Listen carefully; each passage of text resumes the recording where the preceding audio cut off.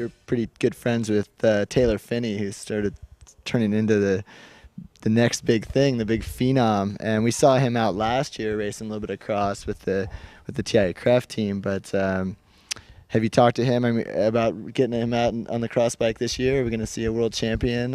I think you might. I'm actually going to go on a training ride with him after I'm done hanging out with you, and we're going to go hit up some trails on the cross bikes. But yeah, I mean, Taylor's so busy with the whole track scene these days that pulling out a lot of cyclocross races might be a bit more of a challenge than it was last year for him. But I think he's gonna come to a couple Grand Prix and definitely nationals, stuff like that. But I know that his track time is really going to be taking its toll on all the other disciplines of cycling that he likes to.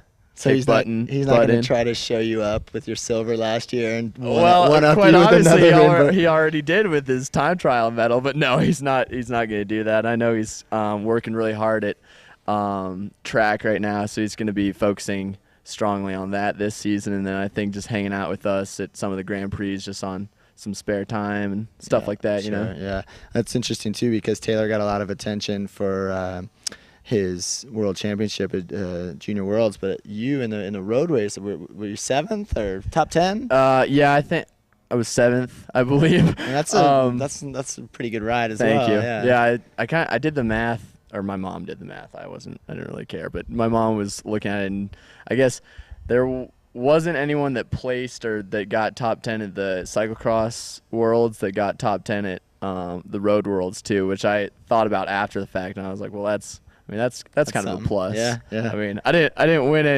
any world championships like Taylor, but I got to be in top 10 in both disciplines in the same year. I thought was pretty fun. So. Yeah, sure, absolutely. Well, Brady, one last question. I asked Ben who would be sort of a guy to watch, and he gave us your name, so I'm going to ask you the same question, assuming that you're not going to name yourself.